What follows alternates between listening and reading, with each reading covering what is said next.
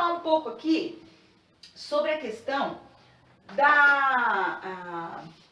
de como que acontece o regime de trabalho dos profissionais. Tanto o vencimento quanto a retribuição por titulação. Deixa eu pôr um pouco mais para cima aqui, para ter mais espaço.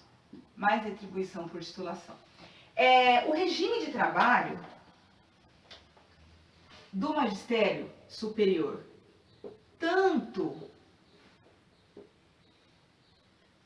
do magistério federal, tanto do magistério superior quanto do EBTT, magistério superior e do EBTT, ele acontece assim, em 20 horas ou 40 horas com dedicação exclusiva. Tá? O que significa isso? 20 horas ou 40 horas de dedicação exclusiva. Não tem mais somente 40 horas sem dedicação exclusiva. O servidor ele pode pedir, tá? Vamos supor que ele passa no concurso, porque a dedicação exclusiva, ele vai impedir, né? Deixa eu escrever aqui, que fica melhor. 40 horas com dedicação exclusiva. Quando você passa no concurso de dedicação exclusiva, isso aqui te impede de ter outro vínculo, né, de emprego, tanto público quanto privado. Então você vai ganhar mais, você vai ver que a retribuição por titulação, ela vai ser também, ela vai ser diferente para 20 horas e para dedicação exclusiva, tá? Os valores vão ser diferentes. Aí você fala assim, eu passei no concurso para dedicação exclusiva, mas eu tenho um outro vínculo, eu não quero essa dedicação exclusiva.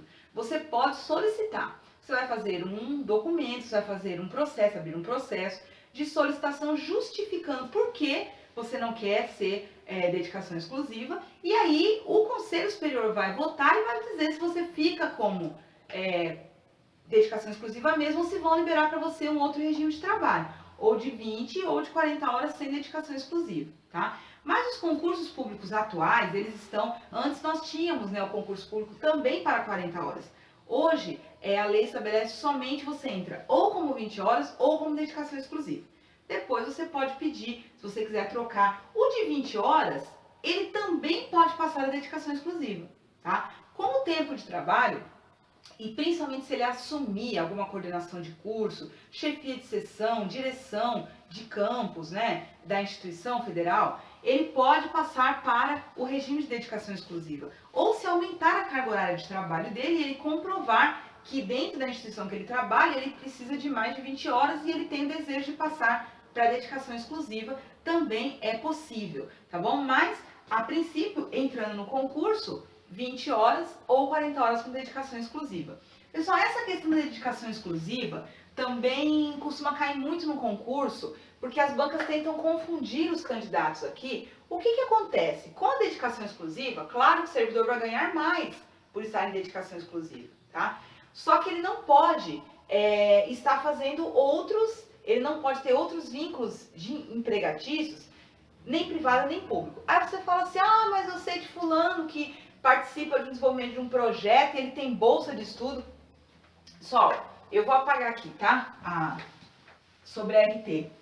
O profissional com dedicação exclusiva, ele pode receber bolsa de estudo, bolsa de desenvolvimento de pesquisa, tá? Ele pode. Então, eu vou colocar aqui. O que ele pode, então, o professor de dedicação exclusiva, né? O dedicação exclusiva, ele não pode ter vínculos, né? Públicos ou privados, tá? Público ou privado. Então, se ele era um professor que dava aula, por exemplo, no estado e numa escola particular, a partir do momento que ele passar para o concurso de magistério superior, e ele for dedicação, se ele for 20 horas, não tem problema.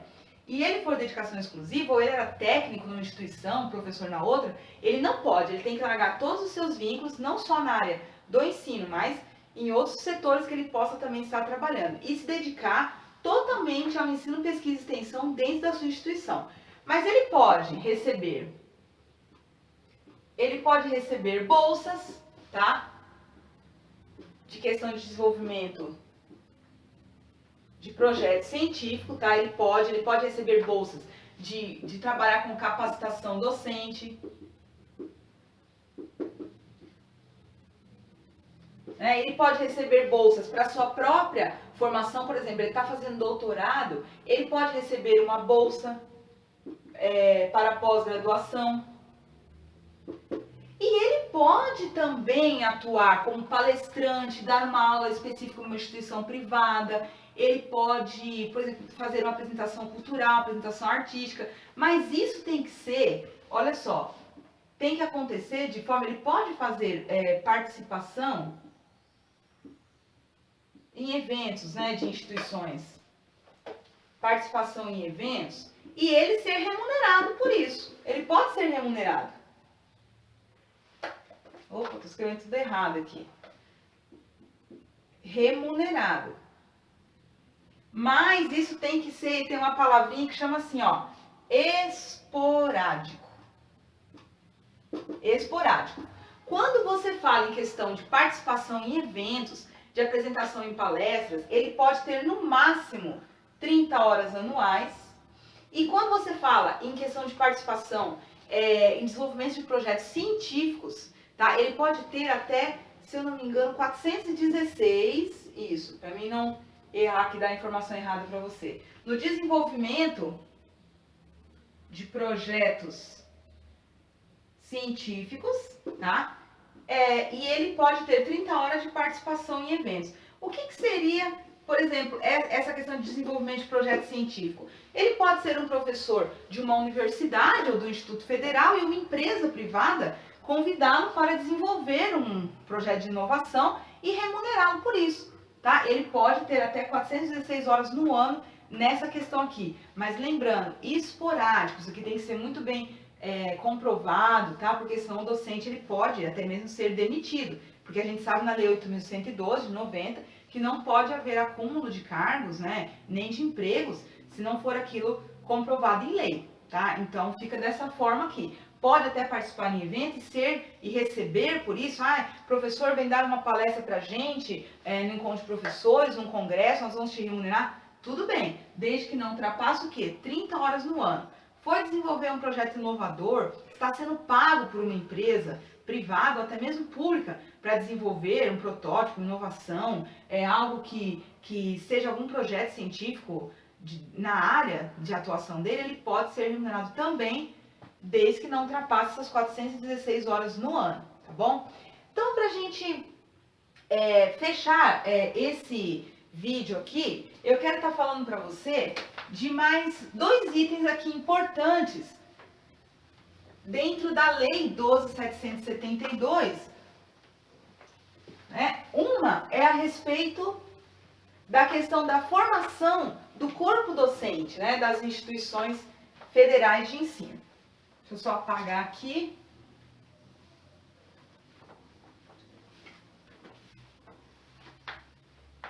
Então, vamos lá. Bom, como que é formado o corpo docente das instituições federais de ensino? O corpo docente ele é formado pelos docentes efetivos, pelos docentes substitutos e pelos docentes visitantes e visitantes estrangeiros. Você já leu, tanto na Constituição quanto na Lei 8.112 de 90 e também na LDB, que as instituições federais de ensino elas podem contratar profissionais estrangeiros. Lembre-se disso?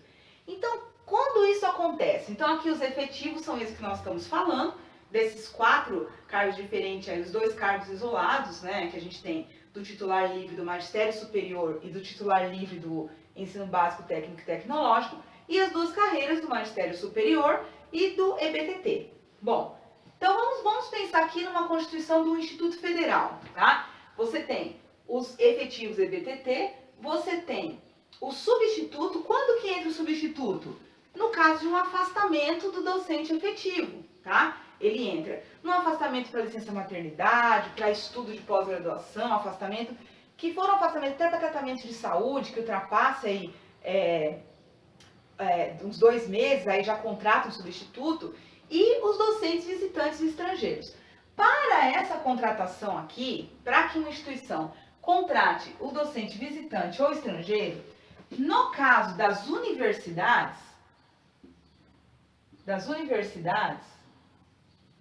esse professor ele precisa ser doutor, tá? Além de ter, ele tem que comprovar que ele tem uma produção relevante aí nos últimos 5 anos, ele tem que ter uma titulação de doutor de pelo menos 2 anos e apresentar toda aquela questão, né, que ele vai contribuir para o quê? Para o crescimento, para também o aperfeiçoamento e a excelência do ensino nessa instituição, tá? Por isso nós vamos contratar esse visitante ou do Brasil mesmo ou estrangeiro. No caso dos institutos federais, pode dispensar a titulação de doutor para esse professor visitante, desde que ele comprove, no caso dos IFES, tá? Pode dispensar a titulação de doutor para a contratação do professor visitante, tanto estrangeiro quanto do Brasil mesmo. Ele tem que comprovar a experiência na área e como que ele vai estar contribuindo para o desenvolvimento do ensino, pesquisa e extensão dentro dessa instituição, tá bom? Um outro item, então, que eu quero falar para a gente fechar os pontos específicos aí da Lei 12.772 de 2012 é a respeito do afastamento, né? Como que o professor, o docente do magistério federal, ele pode se afastar.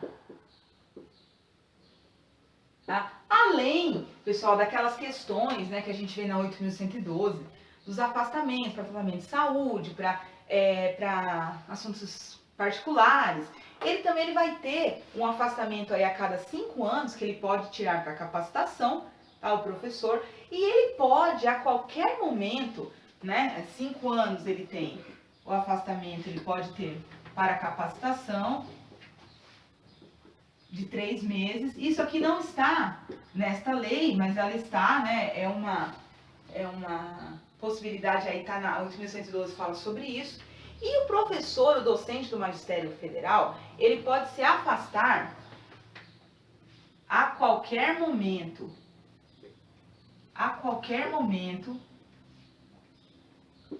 para pós-graduação, mestrado, doutorado e pós-doc.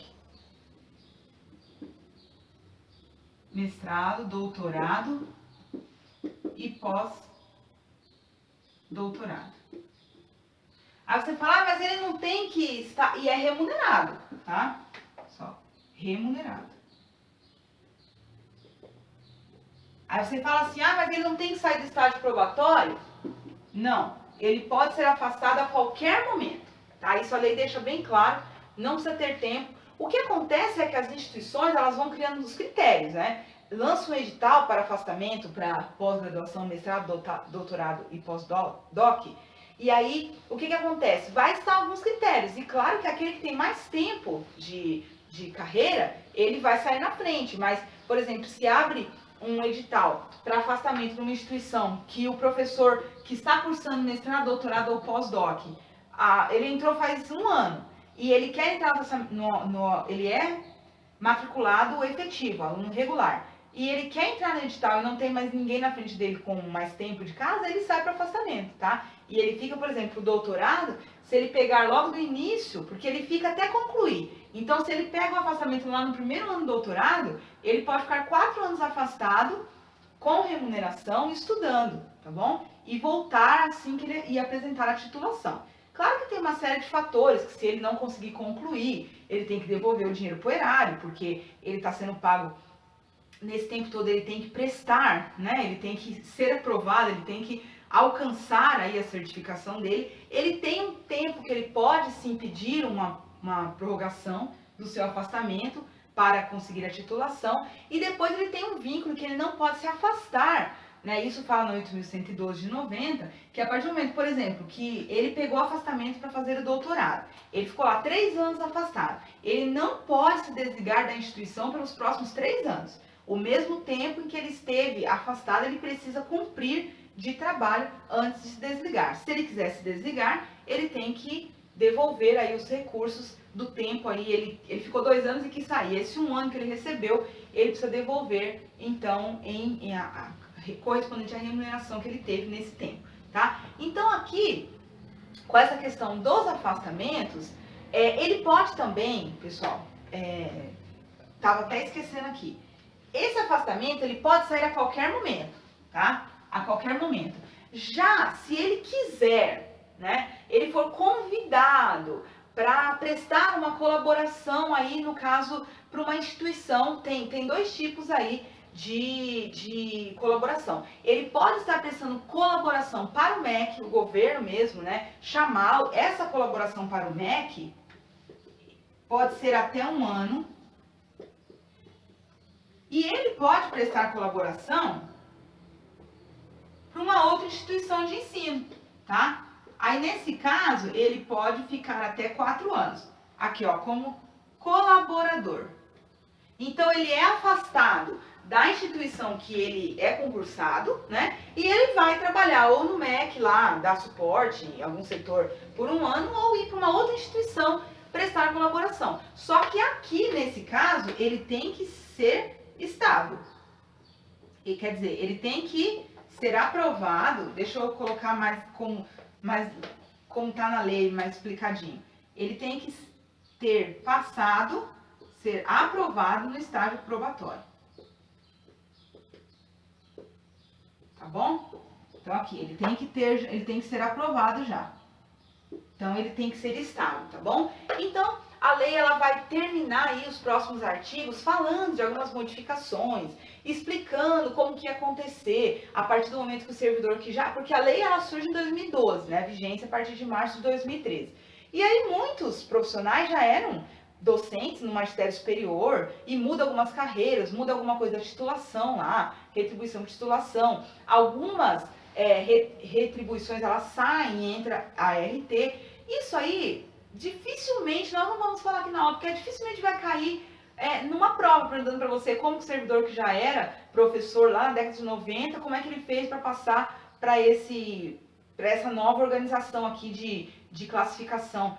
Isso é muito difícil, vai cair na sua prova. E termina com algumas disposições transitórias ali, falando de algumas modificações específicas, até mesmo na Lei 11.091 de 2005, que fala sobre a questão do cargo, né, do profissional, ali do plano de carreira dos técnicos administrativos em educação.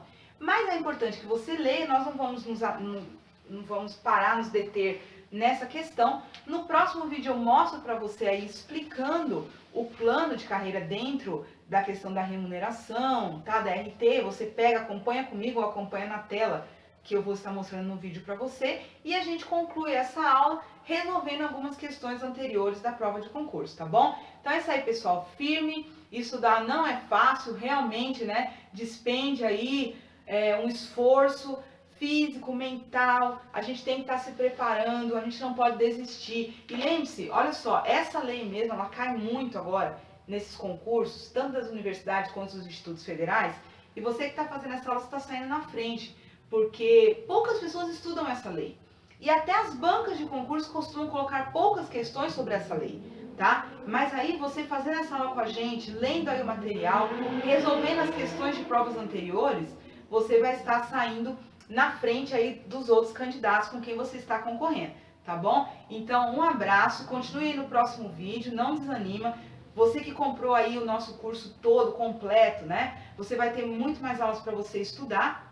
Se você adquiriu só esse módulo, né, da Lei 12.772 de 2012, você também vai estar se aprofundando aí nesse conhecimento dessa lei. E assim, nós vamos estudando, vamos juntos aí. Dúvida, leis.educação@gmail.com.